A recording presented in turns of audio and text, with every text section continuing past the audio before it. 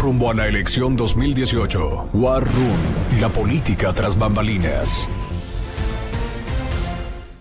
¿Cómo le va? Mucho gusto saludarle de nueva cuenta en War Room, la política tras bambalinas.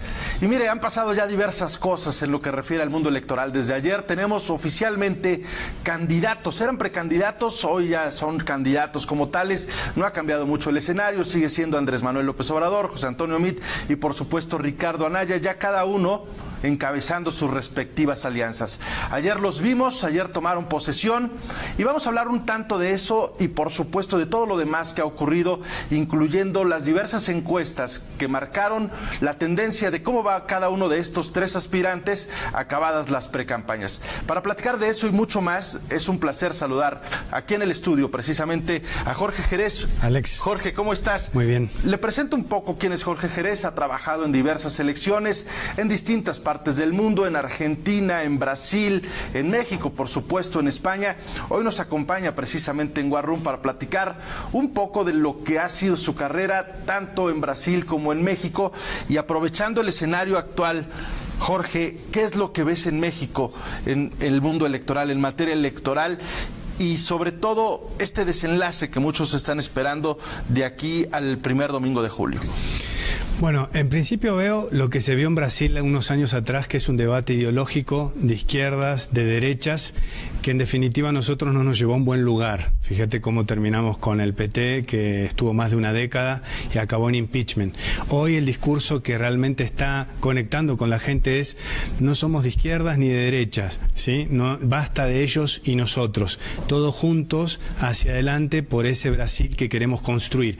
Es un tema de unir a la población, ¿no? De unir a los brasileños, y creo que aquel que pueda encarnar ese discurso aquí en México podría así tener una ventaja comparativa bastante importante.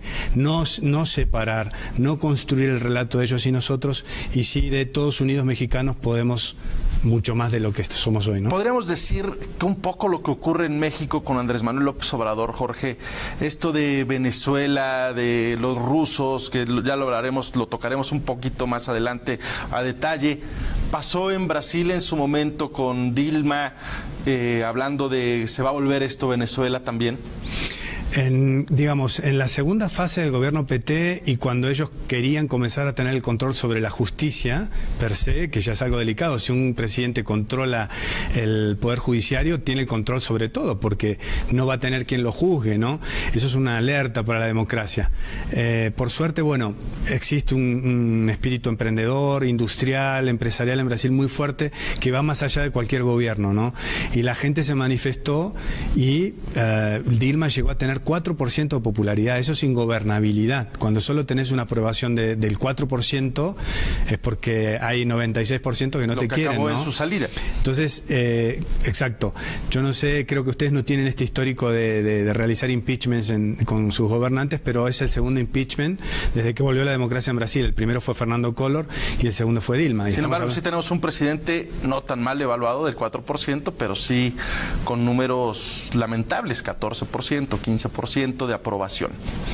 Pero México no ha tenido los índices negativos económicos como sí los hemos tenido en Brasil. Es decir, se sumó una impopularidad con malos índices económicos. Sí, exacto. Que en definitiva, la razón por la que vota doña María, hay muchísima sociología y libros de por qué vota la gente, pero siempre va a ser lamentablemente por la economía doméstica, ¿no? ¿Qué me conviene económicamente? ¿Qué tengo y qué no tengo? De hecho, Lula tuvo muchísimas más denuncias por corrupción y demás en 2005, y también se hablaba de un impeachment ya en aquella época, y no, se ganó con más del 60% de los votos válidos, porque justamente la economía brasilera era el boom de la economía brasileña, y la economía de doña María iba bien, entonces no sentía que, no le importó todos los escándalos de corrupción que había. Es triste, ¿eh? O sea, para tener buenos electores precisas tener ciudadanos políticamente responsables, y para tener ciudadanos políticamente responsables tenés que tener educación cívica. Si empezamos hoy, de acá a 20 años tendríamos la primera generación de buenos votantes, digamos así. Lula quiso ser 4 veces presidente, la cuarta la logra. No. Lula fue 2 veces presidente. Dos veces presidente, perdón, candidato, lo logra en una cuarta ocasión. Lo logra en su cuarta ocasión. ¿Sería similar al caso de Andrés Manuel López Obrador? Bueno, aquí sería su tercera, ¿no? Tal vez, bueno, tal vez tenga que ir una cuarta, no lo sé. Pero Lula en el 2002 ¿ves similitudes? Y en el momento en que fue electo, a eso me refiero y a eso quiero ir. Él tenía un equipo de izquierdas, funda el PT, viene del movimiento sindical, el estatuto del PT es la forma de pensar y de sentir de Lula. Y algo que cabe destacar, Lula es extremadamente, mismo que no comparta con lo que él defiende, pero es una persona extremadamente inteligente y lo que siempre defendió, toda su agenda fue coherente, siempre. Nunca vas a encontrar él contradiciéndose. No existe eso en el relato de Lula. Es una marca fuerte, consistente y coherente. Hablaba con el corazón y decía lo que creía. Tan es fuerte que hoy tiene su popularidad. Sí, está entre el 25 y el 30%, todavía hoy. Es más, yo creo que deberían dejarlo ir a las elecciones, que no vaya preso, porque es probable que acabe preso antes de las elecciones y eso lo va a hacer un mártir. Dejarlo que vaya al proceso, no pasa segunda vuelta y políticamente acabaría su historia ahí. Sería lo más sano para la democracia brasileña. El hecho de que él fuera preso antes del proceso y no lo dejen participar va a crear una era post-Lula o una vuelta potencial de Lula. 25% de la población que lo quiere y va a estar pidiendo que participe. Y que si el gobierno que sigue no lo hace bien, hace con que Lula tenga chances de volver de aquí a 4 años. ¿Esa similitud existe en la ocasión en que Lula gana con el momento mexicano? Volviendo al relato, Brasil se acusaba de que había muchos escándalos de corrupción. El gobierno de Fernando Henrique fue el que justamente apuntaló la economía brasileña, hizo que el real fuera una moneda fuerte, le estabilizó, acabó la hiperinflación. Mientras vos veías una Argentina que se pierde en el camino, Brasil pudo controlar su economía. Pero sí había desempleo y la gente comenzó a tener rabia por el gobierno y había escándalos de corrupción. Esto fue lo que Lula usó, hablando de los corruptos, los mismos de siempre, nosotros vamos a hacer un gobierno honesto, nosotros vamos a ser diferentes, y resulta que el PT fue el gobierno más corrupto de la historia de Brasil.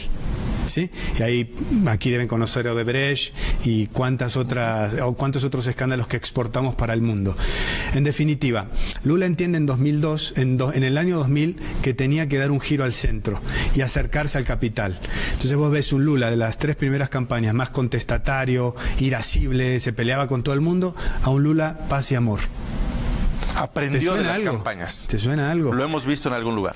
Ok, un Lula paz y amor que comienza a hablar con el empresariado y dice, yo no voy a ir contra la banca, yo no voy a... Empieza a perdonar también. Exactamente, perdonar, vengan todos conmigo, abre los brazos y comienza a abrazar al capital per se, que nunca había... O sea, ya la culpa no era del empresario, sino era de la coyuntura, y que juntos con el empresariado brasileño podrían construir una nueva fase para Brasil. Y que su gobierno sería honesto y metería a la cárcel a muchísimo corrupto. Entonces, estamos hablando casi de una calca de aquella campaña triunfadora de Lula a la de Andrés Manuel López Obrador hoy en 2018. No quiero ser categórico en esto, pero son muy parecidas, ¿no? O sea, el modus operandi, el relato, vamos a hablar de comunicación, perfecto. El relato, ellos y nosotros, ya empezamos mal. Eso le hizo mucho daño a Brasil. Brasil no importa si sos libanés, judío, calabrés, gallego, todos eran brasileros. Y no importaba tu estrato social, todos eran brasileros. Hoy eso ya no existe. Hoy existe el ellos y nosotros. Ese daño antropológico que le hizo el PT al Brasil, ¿quién lo va a pagar? Ahora, entendemos el relato de estas dos campañas, el símil de estas dos campañas, pero los rivales en el caso de México, de Andrés Manuel López Obrador, están tejiendo un relato. ¿Tú ves que haya un relato que esté haciendo o que estén haciendo ellos para tratar de ganar más votantes que Andrés Manuel para el primer domingo de julio? Creo que los relatos empezaron errados en querer atacarlo abiertamente. Creo que, y hablo así para todos los de este negocio, que nuestro trabajo como comunicadores, somos cómplices por empoderar a esta gente también, debería ser no un debate persuasivo de publicitarios, y sí un debate de ideas y propuestas de los candidatos. Y nuestro trabajo debería limitarse a ayudarlos a comunicarse con doña María, no interferir en el proceso. Porque si vos vendés algo, un candidato A, diciendo de que él es C y resulta que no lo es, vos sos cómplice de esa mentira. Y eso le hace mucho daño a la democracia como tal. Y vos ves que en los procesos democráticos la gente va participando cada vez menos. ¿Qué viene después de la democracia? Los neototalitarismos. Ese es el huevo de la gallina. Ayer iniciaron las precampañas. pinta para cambiar esta historia, para cambiar estos relatos, por lo menos en lo que refiere a Mid y lo que refiere a Anaya? ¿Cómo los viste comportarse? Porque, bueno, Andrés Manuel lo vimos y era lo que se esperaba, con una visión un poquito él refuerza más su agenda con los mismos temas que viene trayendo, pero lo viene defendiendo de forma muy clara. Por eso también tiene su ventaja, ¿no? Fue el único candidato de los tres que de forma clara y sintética, en un lenguaje bien simple, que la gente le dice... sabe de qué trata. Exacto, de qué va, y dijo, mi visión de país es esta y voy a hacer A, B, C, D. De los tres fue el que más claro lo hizo. En un segundo lugar, diciendo, hice tal cosa, por eso voy a poder llevar el país hacia aquí, fue Mid. Pero realmente tiene una marca partido que le pesa. Y creo que el tiempo, siendo muy práctico, el tiempo tal vez no le alcance para contar ese relato, ¿no? O sea, va a tener que prometer cosas que ya fueron prometidas y que no se cumplieron. Que no se cumplieron. Y estuvo él en el poder. Mismo siendo un buen candidato, tal vez faltó un trabajo previo de la marca PRI de reposicionarse, de justificarse, de comunicarse mejor con la ciudadanía.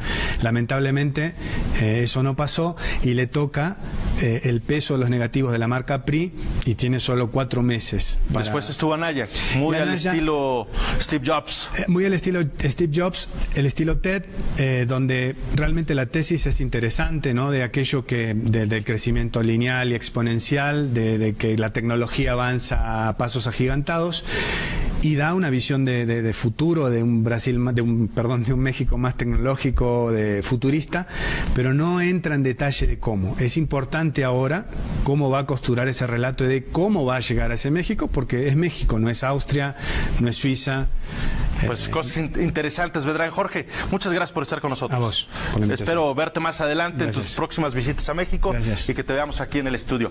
Vamos a ir a un corte, regresamos por supuesto con más información. Hay mucho que platicar de aquí hasta el primer domingo de julio. Volvemos.